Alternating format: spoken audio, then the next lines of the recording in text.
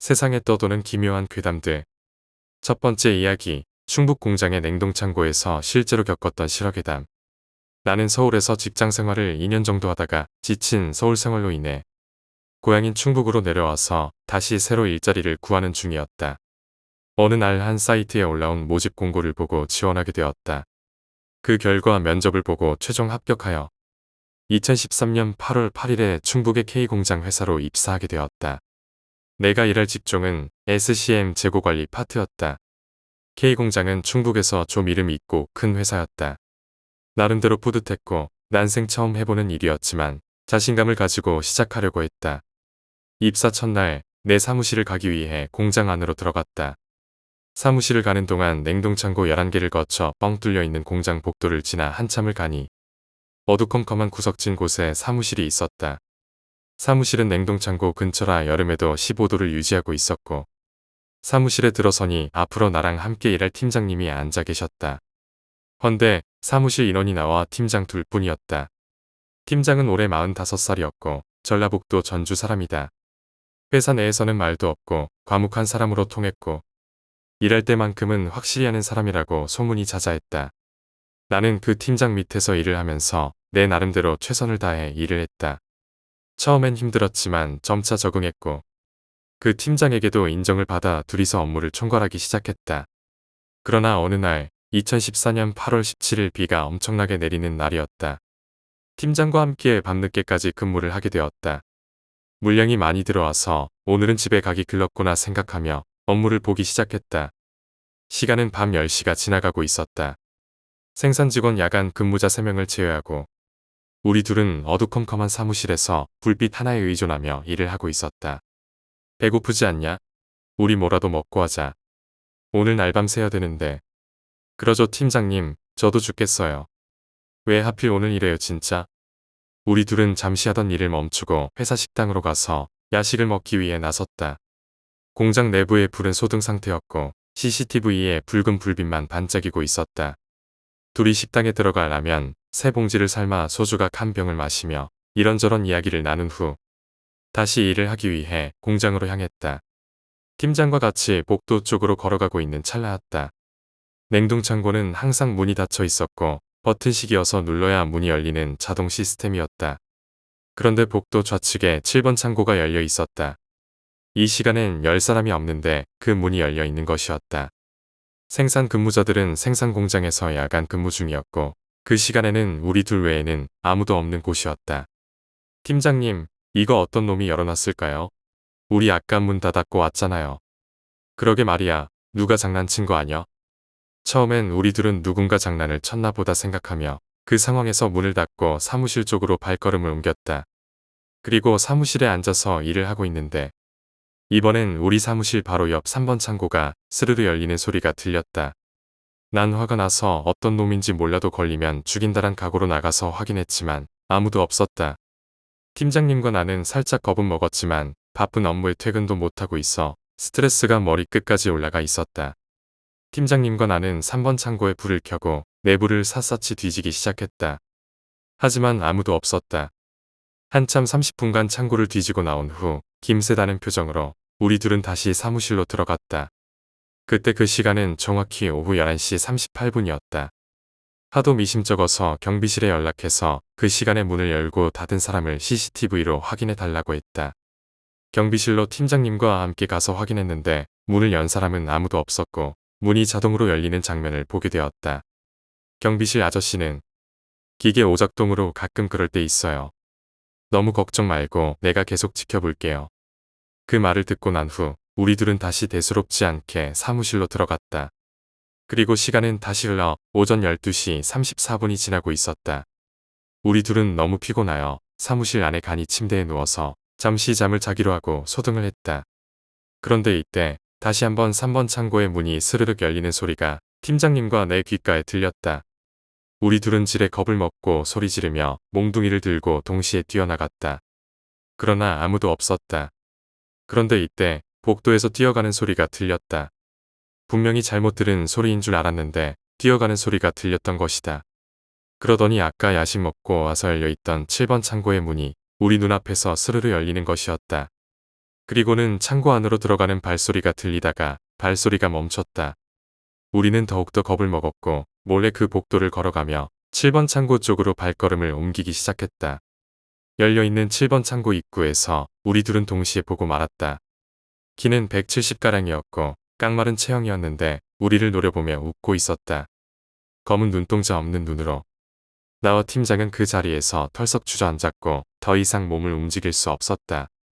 그리고 그 정체불명의 사람은 우리 쪽으로 걸어오더니 이런 말을 했다. 여기 내 집이야. 니네들도 죽기 싫으면 나가. 그리고 나와 팀장은 기절했다. 다음 날 회사 측에 이야기를 했는데 회사에서는 이야기하지 않았지만 들리는 이야기로는 회사터가 옛날에 판자촌이었고 처음에 허물어질 때 많은 사람들이 희생되었다고 했다. 그리고 우리 회사 전에 운영하던 회사가 24년간 운영하다 망했고 우리 회사가 인수받아 리모델링해서 다시 운영했다고 했으며 그때 당시 일했던 직원들 중 갑자기 기계의 오작동으로 인해 기계에 깔려 죽은 사람도 몇몇 있었다는 사실도 듣게 되었다. 나와 팀장님은 잠시 생각하다가 경비실의 CCTV를 재확인하기 위해 경비실로 향했다. 그런데 우리는 그 장면을 보고 다시 한번 놀랐다.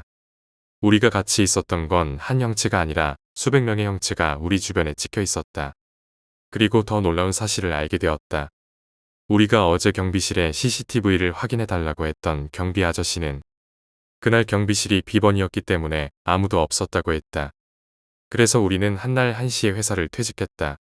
두 번째 이야기, 예민한 언니의 방에서 일어난 공포 이야기. 우리 언니가 자주 가위를 눌려서 그 이야기를 해줄까 해. 나는 기가 좀 센 편이라 사실 잘 느끼지도 못하고 둔한데 우리 언니와 엄마는 좀 예민하고 가위도 잘 눌리는 편이야. 촉도 남들보다 좀 더 좋은 편이지. 내가 발자국 소리를 안 내고 걷는 편인데 집안에서 걷다 보면 스쳐 지나갈 때 숨을 킁하고 쉴 때 있잖아. 그런 소리에도 깜짝 놀라서 소리 지를 정도야. 특히나 우리 언니가 고3 때 엄청 눌렸던 가위 중 기억에 남는 몇 가지 이야기를 들려줄게. 언니가 고3 때 나는 중3이었는데 그때 둘 다 학원에서 늦게 오는 편이었어. 나는 밤 11시, 언니는 밤 12시에 왔거든. 아침에 일찍 일어나는 게 귀찮아서 우리 언니는 밤에 머리를 감았는데 그날도 평소처럼 언니가 머리를 감고 있었어. 나는 신경 안 쓰고 내 방에서 주스를 마시면서 책을 읽고 있었는데 화장실에서 뭐라 소리가 막 들리는 거야. 뭐라는 거야 하면서 다가갔더니 언니가 막 신경질을 내는 거야. 뭐지 싶어서 다가가서 왜 그러냐고 했더니 언니가 너 나 머리 감는데 왜 자꾸 물 들어가게 머리 눌러. 참고로 화장실에서 제일 먼 방이 내 방이야. 내가 책 읽다 말고 머리 감는 언니한테 다가가서 머리를 꾹꾹 누를 이유는 없잖아. 그땐 언니가 시험 기간이었는데 그 다음 날이 주말이라서 밤을 새웠었나 봐. 나는 시험이 끝나서 그냥 놀아야지 싶어서 그날 아침부터 놀러 나갔어. 그리고 그날 날씨가 워낙 좋기도 하고 언니가 신경질적이어서 집이 시끄러운 걸 싫어하니까 엄마도 아빠도 둘이 같이 놀러 나가셨어. 언니밖에 집에 없었던 거지. 그런데 한참 놀고 있는데 언니한테 전화가 오는 거야. 사실 우리 언니가 좀 무섭거든. 그래서 전화 안 받고 있었는데 전화가 계속 오길래 받았어. 왜 그래? 라고 했더니 언니가 막 우는 거야. 나보고 집에 빨리 오라고. 깜짝 놀라서 무슨 일 있나 싶어서 달려갔더니 언니가 집 앞에서 슬리퍼만 신고 쭈그리고 앉아있는 거야. 집에 못 들어가겠다고. 들어보니까 밤새 공부하고 지쳐서 잠을 자는데 방에 인기척이 느껴지더래. 별 신경 안 쓰고 자고 있는데 아빠가 언니한테 얼른 일어나. 벌써 12시에 이러길래. 원래 우리 아빠가 장난도 잘 치고 자는데 잘 깨우니까 그냥 무시하고 다시 자는데 보통 아빠는 그러면 나가거든. 근데 아빠가 손으로 얼굴을 쓱 스쳤는데 그 손이 개구리처럼 찐득거리는 그런 느낌이 들더래. 차갑고 기분 나쁜 진짜 그런 느낌. 순간 오싹하긴 했지만 눈이 안 떠지니까 계속 그 상태로 있었어. 그런데도 아빠가 계속 아빠랑 나가자. 애 재밌는 거 있어. 이러면서 흔들어 깨우더래. 그래서 언니가 잔뜩 화나서 버럭 소리 지르며 일어났는데 그렇게 자기를 귀찮고 집요하게 깨우던 아빠는 온데간데 없고 언니만 침대 위에 있더래. 그리고 방에 있던 책상에 자 있잖아. 회전되는 거. 그게 갑자기 바람도 안 부는데 뱅글뱅글 돌더래. 깜짝 놀라서 밖으로 나왔더니 집엔 아무도 없고 엄마랑 아빤 덕유산에 갔다고 하고. 그래서 언니가 놀라서 울면서 나한테 전화한 거래. 매주 금요일에 이야기 속으로라는 프로그램을 했는데 거의 밤 11시부터 했던 프로그램인데 내가 그 프로그램을 되게 좋아했어. 그래서 내가 그건 꼭 보고 잤는데 언니는 별로 안 좋아했어. 그날 여름에다가 장마였는데다가 엄마랑 아빠는 상갓집에 가셔서 우리뿐이었는데 언니가 나랑 떨어지기 싫어서 내키진 않았지만 내 옆에 있다가 그걸 보게 됐어. 근데 기대한 것처럼 무서운 이야기가 안 나오는 거야. 언니는 옆에서 이불을 뒤집어 쓰고 끝나기만을 기다렸어. 한참 몰입해서 보는데 좀 무서운 장면에서 갑자기 번개가 치는 거야. 근데 그 10초 전쯤 언니가 덥다며 이불 뒤집어 쓰다가 고개를 들어서 나는 이때다 싶어서 얼굴을 찡그리면서 크게 놀래켰는데 그때 언니가 기절을 하는 거야. 물론 놀래키긴 했지만 그 정도는 아니었는 것 같은데 일단 언니를 막 깨웠어. 그랬더니 언니가 좀 있다가 정신을 차리더라고. 그래서 내가 놀래킨 게 그렇게 무서웠어 미안 이랬더니 언니가 너 때문에 그런 게 아니고 내가 놀래키는 그 순간에 번개가 딱 치는데 그 순간 내 뒤에 다른 사람이 있었어. 표정이 일그러진 게 너무 소름 끼쳐서 언니는 지금도 예민하고 촉이 좋아서 아직도 안 좋은 일이 있을 것 같으면 미리 전화해줘.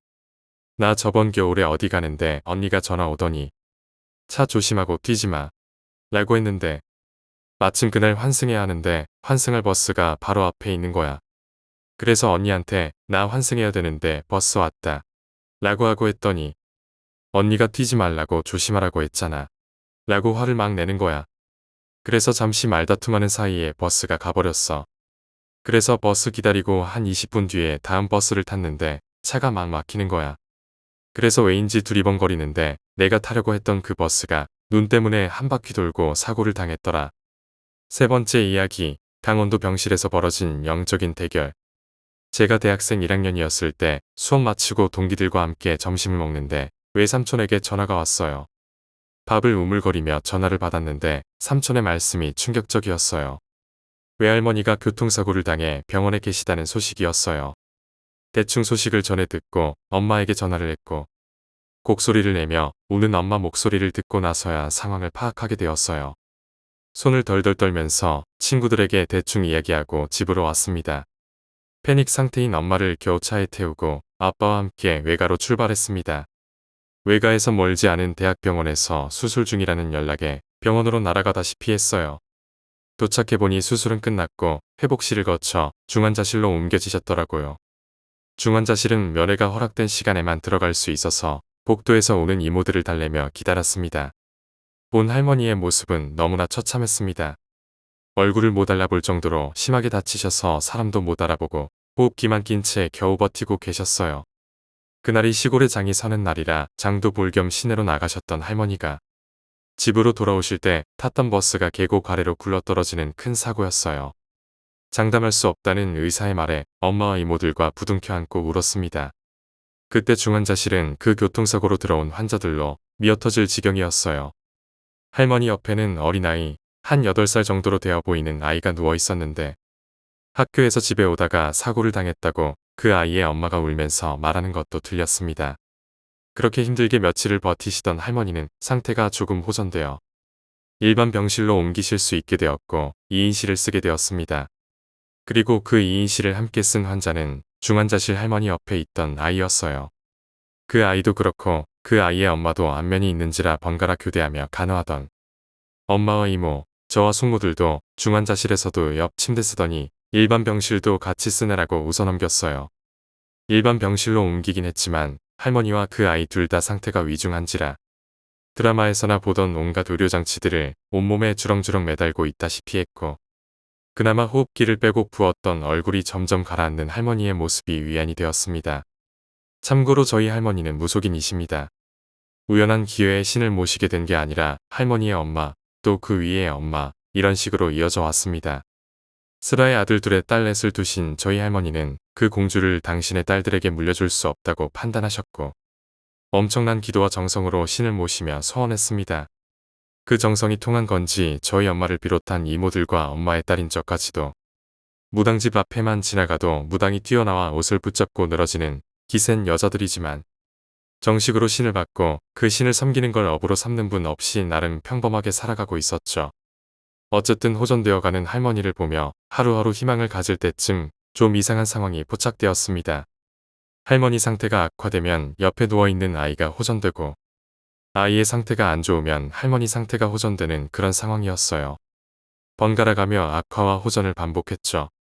큰 사고를 당한 환자들이 그런 상황을 반복하는 건 지극히 정상이라고는 하지만 같은 병실에 있는 두 환자가 서로 그걸 번갈아 반복하니 저희 집 식구들이 안도하며 웃으면 옆에 있는 아이 엄마는 통곡하고 우리 식구들이 곡소리 내며 울면 아이 엄마는 안도하는 기색도 못 내는 울 수도 웃을 수도 없는 날들이 지속되었어요. 그런 시간이 한 달이 넘어가면서 교대하며 간병하던 이모와 숙모들도 체력이 바닥을 쳤고 그나마 어린 저에게 하룻밤만 할머니 곁에서 간병하라며 어른들은 외가로 잠을 자러 갔어요. 옆 침대에 아이 엄마는 일찌감치 보호자용 침대를 꺼내서 잠을 청했고 저는 잠이 오질 않아 할머니 손을 만지작거리며 그냥 하염없이 할머니 얼굴과 손을 쳐다보다가 그대로 엎드려 잠든 것 같아요. 꿈에 할머니가 타고 계셨던 버스가 보이더라고요. 할머니 옆에 앉아있는 어린아이는 할머니와 함께 병실을 쓰는 그 아이였어요. 아이의 얼굴을 알아보는 그 순간 차는 계곡으로 굴러떨어졌어요. 아수라장, 아비규환을 3인칭 시점으로 계곡에 내동댕이 쳐져 있는 버스를 바라보는데 누군가 처음 듣는 목소리로 옆에 있잖아. 옆에, 옆에, 옆에 하며 제 귀에 소리를 질러댔어요. 꿈에서도 귀가 아파서 옆을 딱 쳐다보려는데 핸드폰이 울리는 소리에 잠에서 깨어났어요. 발신자는 저희 엄마였습니다. 전화를 받으니 엄마가 병실 밖으로 나가서 전화를 받으라고 하더라고요. 병실 밖 복도로 나가서 다시 전화를 받으니 니 오늘 잠자지 말고 옆 침대 아줌마가 밤에 뭐하는지 잘 봐둬라. 대놓고 보지 말고 자는 척하면서 몰래 지켜봐래이. 알겠나? 그래도 우리 엄마 직감은 틀린 적이 없으니 알겠다고 하고 전화를 끊고 병실로 들어와 보호자 침대에 누웠는데 잠이 왔지만 꾹 참고 이불 덮고 잠든 척하고 누워 있었어요. 1시간쯤 지났을 때쯤 옆에 자던 아줌마가 부스럭거리며 움직이더라고요. 귀를 쫑긋 세우고 무슨 일이 벌어지나 심장을 졸이는데 아줌마가 어디선가 흰색 천을 들고 할머니 옆에 서더니 할머니 얼굴이 덮여있는 거즈를 살짝 드러내더라고요. 교통사고 당시 깨졌던 유리가 얼굴에 많이 박히셨던 상황이라 입안도 많이 터지고 치아도 상해서 말도 못하셨거든요. 그리고 손에 들고 있던 흰색 천으로 할머니의 상처 부위를 닦아내는 것 같았어요. 또 조금 있다가는 웬 작은 통에 할머니 소변도 덜어서 가져갔고요. 오밤중에 저게 뭐하는 짓인가 싶어서 일단 지켜보다 잠들었는데 엄마가 아침에 일어나니 와 계셔서 병실 밖으로 가서 전날 밤에 본 걸 엄마에게 말씀드렸어요. 그랬더니 엄마 얼굴이 새파래지더라고요. 무슨 일인지 생각할 겨를도 없이 엄마가 이를 갈면서 이모들을 호출했고 잠시 뒤에 이모들 총출동하셨습니다. 그리고 제가 한 이야기를 말했더니 이모들 일제히 경악하셨어요. 알고 보니 할머니가 사고 났던 그날부터 엄마랑 이모들은 전부 같은 꿈을 꿨대요. 어떤 남자가 할머니를 데려가려 하는데 할머니가 내 차례가 아닌데 왜 나를 데려가려 하는 거냐. 내 명줄은 내가 잘 알아.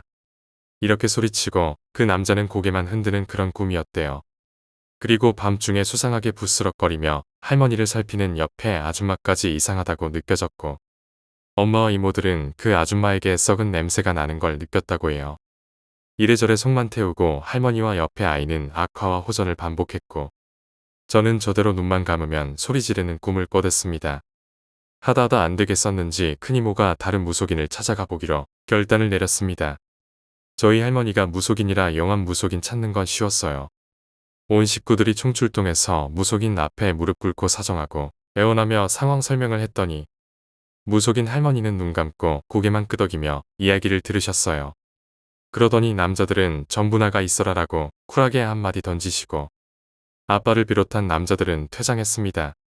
무속인 할머니가 눈을 뜨더니 숙모 두 분을 가리키며 너희도 빠져라고 해서 숙모도 나갔고 큰이모, 둘째 이모, 우리 엄마, 막내 이모 그리고 무속인 할머니만 남았어요. 얼굴을 하나하나 뜯어보더니 걱정할 것 없어. 원흉인이 엄마가 있는 곳으로 오고 있어. 외손녀만 있으면 든든하겠네라고 하셨어요. 원흉이 할머니를 찾아오는데 걱정할 게 없다니 무슨 말인지 갸우뚱하는데 이모들이랑 엄마가 울며 불며 어떻게 해야 되냐고 했어요. 무속인 할머니는 짜증을 내시며 저를 가리키 너만 있으면 된다는데 왜 눈물바람이냐 라고 하시며 우리를 내쫓으셨지요. 그리고 저를 가리키며 넌 다시는 내 집에 발들여 놓지 마라.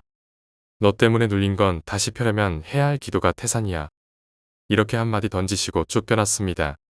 딱히 방법을 못 찾아서 일단 먼저 쫓겨났던 남자분들과 숙모들은 외가로 가고 이모들과 저는 다시 병원으로 향했어요. 방법을 찾지 못한 게 참 허무해서 다들 말없이 병실만 지키고 있는데 옆 침대 아줌마가 처음 보는 젊은 여자 한 명을 병실로 데리고 들어오더라고요. 그때 전 보호자 침대에서 아빠 다리를 하고 앉아 있었는데 병실로 들어서던 그 여자가 저를 보더니 기겁하며 다시 병실을 나가더라고요. 내 얼굴이 그렇게 무섭나라고 생각하는데 복도에서 큰 소리로 싸우는 아줌마와 젊은 여자 소리가 들렸습니다. 그 젊은 여자가 어찌나 소리를 고래고래 지르던지 병실 안에도 다 들렸어요. 돈이고 뭐고 다 돌려줄 테니까 난 못해. 하며 악을 쓰는 젊은 여자 소리가 들렸습니다. 갑자기 왜 그러는 거예요? 그럼 우리 애는 저대로 죽어도 괜찮다는 거예요? 하며 우는 아줌마 소리도 곧이어 들렸습니다. 이게 무슨 소리인가 하며 잠시 앉아 있는데 그 젊은 여자가 병실 문을 열고 들어왔어요. 그리고 내 옆에 앉아있던 우리 큰이모를 일으켜서 멀찍이 옆으로 세워두더니 멀뚱히 보호자 침대에 앉아있던 저에게 큰절을 하더라고요. 저보다 나이도 많아 보였는데 제가 잘못했습니다. 제가 잘못했어요. 제발 용서하세요. 이렇게 말하며 서럽게 울어대는 젊은 여자. 이런 분이 지키실 줄은 꿈에도 몰랐어요. 제가 돈에 눈이 멀었습니다. 하며 더 펑펑 울기 시작했어요. 초기 남다른 저희 엄마가 그 여자를 일으켜 세우고 멱살을 잡다시피 해서 병실 밖으로 끌어내더라고요. 이모들도 우르르 따라 나가고 저도 그때서야 슬리퍼를 끌며 따라 나갔는데 자초지종을 설명한 젊은 여자의 말에 우리 모두 패닉이었어요. 하나밖에 없는 아이가 교통사고로 위독해지자 무속인을 찾아간 아이 엄마는 무속인의 눈에 아이는 이미 가망이 없는 상태였다고 하더라고요. 자식이 죽어가는 걸 그냥 볼 수만은 없었던 나이 엄마는 울며 불며 사정했고 그 젊은 여자 무속인이 있어서는 안 될 방법을 쓰게 된 거래요. 가까이 있는 위중한 환자의 몸에서 나오는 배설물을 가져오라 하고 그 배설물을 사람이 죽을 때 입히는 수위에 묻히고 신께 기도하여 이미 운명을 다한 그 아이 대신 우리 할머니를 데려가게 하려 했다는 망할 이야기를 펑펑 울면서 털어놓더라고요. 자기가 할 수 있는 최대한의 기도를 해도 결과가 안 나오니 직접 병실로 와서 저주를 하려고 했다네요. 근데 병실에 앉아있는 건 저였고 그 젊은 무속인의 말에 의하면 제가 가지고 있는 기가 워낙 세고 공줄로 이어져 온 큰 신 또한 항상 같이 있어서 그동안 그 여자의 기도가 전혀 안 먹힌 거였대요. 신을 모시는 사람은 재물 욕심을 버려야 하는데 돈에 눈이 멀어하면 안 될 짓을 했다며 나이도 어린 제 발 아래에 엎드려 펑펑 울어대더라고요. 믿기 힘든 이야기지만 할머니와 아이가 번갈아가며 힘들었던 걸 생각하니 그냥 무시할 수는 없었고 한성깔하는 이모들과 엄마는 잠시 정신을 가다듬더니 그 젊은 여자의 뺨을 때렸습니다. 그리고 다시는 눈에 띄지 말라는 말을 하고 병실로 돌아와선 아이 엄마와의 싸움이 시작되었습니다. 하지만 시작하자마자 아이는 거짓말처럼 상태가 악화되어 중환자실로 옮겨졌고 할머니는 빛의 속도로 회복했습니다. 할머니가 퇴원하는 날 엄마 몰래 중환자실에 있는 층으로 올라갔어요. 들어갈 수는 없고 데스크에 있는 간호사 언니한테 아이의 이름을 대며 물어봤더니 하늘나라로 갔어라고만 말해주더라고요. 상태가 거의 회복되신 할머니와 외과로 돌아가서 주구장창 사골국만 먹으며 며칠을 보내고 있었어요. 며칠 후 할머니가 말씀을 꺼내셨어요. 할머니가 젊을 때만 해도 무당이 되는 게 당연한 팔자인 줄만 알았대요. 어디서부터인지 알 수 없이 내려오는 거라 당연하게 여기셨다는 할머니가 결혼을 하여 딸을 낳고 보니 이런 삶을 되풀이하게 하고 싶지 않아서 딸넷을 데리고 자살할까 생각했을 정도였대요. 인간으로서는 할 수 있는 최선의 기도를 하고 나서야 딸들이 무속인이 되는 걸 막을 수 있었지만 그게 너에게 내려갈 거란 생각은 못했다고 일부러 그 생각을 지우려 노력했다고 했어요.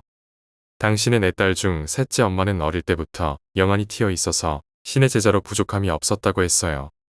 공줄에 내 엄마의 영안이 더해진 게 너고 내 손주들 중에 유일하게 너만 딸로 태어난 게 우연은 아니라고 하셨어요. 이제 너도 다른 사람에게 보이지 않는 게 보일 날들이 시작될 테니 너무 놀라지 말고 무서워하지 말고 좋은 곳에 유익하게 쓰도록 노력하라고 하셨어요. 그리고 할머니가 죽지 않고 살아난 건 자식들의 기도와 내가 받쳐주는 기 때문이었다고 할머니 손녀로 태어나게 해서 미안하다고 말씀하셨어요. 그냥 그런 말씀들을 묵묵하게 들었던 것 같아요. 그리고 정말로 할머니 말씀대로 눈에 보이면 안 될 것들이 눈에 보이기 시작했습니다. 네 번째 이야기, 피냄새 나는 교회와 비밀의 밤. 제가 고등학교 1학년 때입니다. 그 당시 제가 살던 동네는 2년 전에 지어진 신식 아파트였습니다. 집값도 비싸고 새로 생겨서 그런지 다른 곳에서는 우리 동네를 부자 동네라고 불렀어요. 이 아파트 단지는 산을 깎아서 만들었는데 그래서 다른 동네에 비해 높은 위치에 있었습니다. 우리 동네에서 도로를 따라 내려오면 중간에 단독주택이 많이 지어진 동네가 하나 더 있었는데 사실 그 동네가 진짜 부자 동네였어요. 드라마나 영화에서나 볼 수 있는 엄청나게 고급스럽고 세련된 주택들이 한가득 모여 있었거든요. 그리고 그 동네의 한가운데에는 제가 여태껏 본 교회 중에서 가장 큰 교회가 하나 있었습니다. 다른 건물들보다 좀 더 높은 고지대에 있었고 한쪽 유리에는 스테인드 글라스로 꾸며져 있었고 반대쪽 창에는 아무것도 없는 교회였어요. 제가 그렇게 많은 교회를 본 건 아니지만 제가 본 교회 중에 스테인드 글라스가 있는 교회는 여기뿐이었어요. 교회가 엄청 컸는데 아무도 찾아오는 사람이 없었던 걸로 기억합니다. 그저 밤에 누가 켰는지 교회 전체에 밝게 불이 켜져 있었고 그럴 때마다 스테인드 글라스로 꾸며진 벽으로 알록달록한 빛이 새어나왔어요. 어쨌거나 그 교회에 들어가는 사람이나 거기서 나오는 사람을 본 적은 없었고 또 본 사람도 없었어요. 나는 고등학생 때 정말 철이 없었어요. 한창 공부해야 할 시기에 질 나쁜 친구들을 사귄 탓에 담배와 술을 고등학교 때 배웠고 그날도 야간 자율학습을 빼먹고 3명의 친구들과 함께 술을 마시러 학교 근처 아파트 단지로 넘어갔어요. 부모님이 정말 엄하셔서 12시가 넘기 전까지 집에 들어가야 했기 때문에 내가 친구들과 함께 일탈의 짜릿함을 느낄 수 있는 건 야자 시간뿐이었어요. 그날도 이 근방에 사는 친구들과 교복을 갈아입고 나와서 술을 샀어요. 나를 비롯해 몇몇 교복을 입은 친구들 때문에 술집은 안 돼서 공원 벤치에서 마셨어요. 그 당시 나는 소주를 싫어해서 KGB를 7병 마셨던 걸로 기억해요. 소주 반 병만 마셔도 얼굴이 한여름 수박처럼 빨개졌으니 내 몸이 술을 안 받아주는 거였어요. 게다가 술 맛도 별로 안 나고 음료수처럼 달달하고 톡 쏘는 맛에 빨리 마시다 보니 어느새 심장은 세차게 뛰고 얼굴은 터질 듯 붉어졌어요. 11시 30분쯤 친구들과 헤어져 집으로 갔어요. 새로 지은 아파트라 그런지 버스 정류장이 동네 아래에 있어서 집까지 오려면 버스에서 내려도 한참 걸어 올라가야 했어요. 아무리 도수가 적다지만 맥주를 여러 병 마셨는데다가 소주랑 섞어 마셔서 얼굴이 빨갛고 쌀쌀한 가을밤인데도 더웠어요. 심장도 쿵쾅거려서 술도 깰 겸해서 혼자 아파트 단지 아래 단독주택 동네를 한번 돌고 가기로 했어요. 그물망처럼 길이 나 있고 길 사이사이에 주택이 지어져 있는 구조였어요. 나는 이 집 저 집 구경하며 점차 마을 중앙으로 향했어요. 얼마나 걸었을까요? 나는 인적 드문 커다란 교회에 도달했어요. 계단을 올라가 혼자 교회 앞마당에다가 오줌을 싸며 담배를 한 대 피우고 문득 교회 안이 궁금해졌어요. 평소에 무서운 이야깃거리를 좋아하긴 했지만 평소 교회 가까이 갈 기회가 없었던 터라 더욱 궁금했어요. 마당에서 좀 더 안으로 들어가니 남쪽을 향하고 있는 교회 출입구가 나왔어요. 계단이 굉장히 많았어요. 가파르고 높은 계단 때문에 교회 내부는 잘 보이지 않았어요. 건물을 한 바퀴 빙 둘러보기로 했어요. 왼쪽으로 돌아가다 보니 저기 좀 떨어진 곳에 여러 색의 빛이 보였어요. 교회 내부의 빛이 스테인드 글라스를 투과하여 바닥의 잔디를 비추고 있었어요. 잔디 위에 뭔가가 보였어요. 가까이 가서 살펴보니 어른발 한쪽 정도 크기의 회색 무언가가 놓여 있었어요. 수분이 하나도 없는 것처럼 보였어요. 바싹 말라 있었어요. 아무리 교회 빛이 밝았다곤 해도 유리창을 통해 나온 데다가 색깔도 여러 색이 겹쳐 어두워서 잘 보이지 않았어요. 왼쪽으로 좀 더 돌아가니 북쪽을 향하고 있는 교회 뒤쪽이 나왔어요. 정치 모를 포대자루들이 대여섯 벽에 기대어져 있었어요. 계단 너머 저 위에는 주택가와 아파트들의 불빛이 보였어요. 마지막 동쪽을 향한 교회 옆면으로 갔어요. 반대쪽 유리창과 달리 스테인드 글라스도 없고 교회 내부를 훤히 들여다볼 수 있는 위치였어요. 항상 멀찍이 떨어져 보기만 했지 가까이서 보긴 처음이었어요. 무심코 안을 쳐다봤어요. 없는 게 없었어요. 비둘기부터 시작해서 들고양이, 강아지는 수도 없이 많았고 쥐나뱀, 고라니와 멧돼지도 있었어요.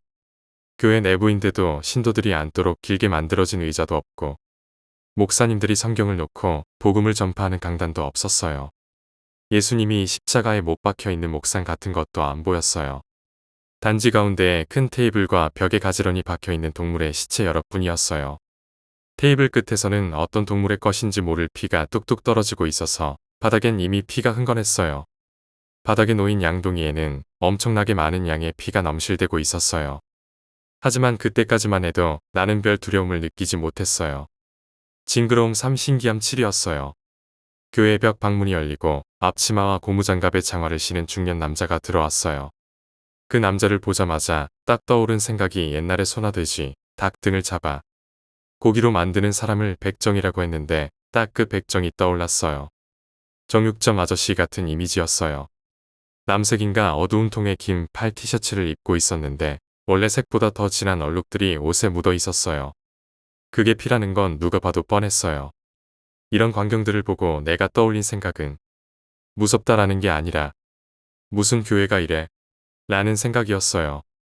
그 남자는 중앙 탁자 위에 널브러져 있는 고양이인지 개인지 모를 동물에게 다가갔고 피를 베기 시작했어요. 그땐 무슨 생각인지 그걸 겁도 없이 한참을 넋 놓고 바라봤어요. 그러다 순간 정신을 차리고 교회를 나왔어요. 집 방향으로 걸음을 옮기다 생각하니 이상한 게 한두 가지가 아니었어요. 무슨 교회에서 그런 일을 할 수가 있단 말인지 거기 죽어있던 동물들도 다 길거리에서 데려온 것 같은데 왜인지 5분쯤 걷다 무엇에 홀린 건지 다시 교회로 발걸음을 돌렸어요. 조금 걸었을 때쯤 저만 치서 어떤 남자가 이쪽을 향해 오고 있었어요. 나를 스쳐 지나갔고 비린내가 진동했어요. 피 냄새였어요. 그 남자였어요. 돌아보니 그 남자는 나는 안중에도 없는 듯 앞으로 걸어갔어요. 기분이 꺼림칙해진 나는 잠시 머뭇거리다 다시 집 쪽으로 걸었어요. 50걸음쯤 떨어진 채로 그 남자와 나는 계속 걸었어요. 동네 앞 갈림길에서 그 남자는 왼쪽으로 틀어 내려갔고 나는 오른쪽으로 올라갔어요. 집에 오니 아버지께서 엄한 표정으로 거실 소파에 앉아 계셨어요. 시계를 보니 새벽 1시 반이었어요. 평소 이 시간대라면 업무로 인해 깊이 잠드실 분인데 혼나면서도 그 남자와 그 교회에 대한 생각이 가시질 않았어요. 그날 나는 1시간가량 꾸중을 듣고 나서야 잠들 수 있었어요. 술 냄새도 제법 많이 났을 텐데 그 이야기는 하지 않으셨어요. 그 후로 약 2개월간 무슨 이유에서인지 나는 감기 몸살 등 잔병 치레를 했어요. 그리고 아버지의 발령 때문에 좀 떨어진 시골로 이사를 갔다가 2년이 지나 다시 이 동네로 이사를 오게 되었어요. 아직도 그 교회에는 가보지 않고 있어요. 그리고 아직도 그 일을 생각하면 이따금씩 섬뜩해져서 밤에 혼자 컴퓨터를 하다가도 창문 쪽을 힐끗힐끗 쳐다보곤 해요. 몇 년이 더 지났지만 그 피어 그 시체, 그 남자는 아직도 선명하게 기억나요.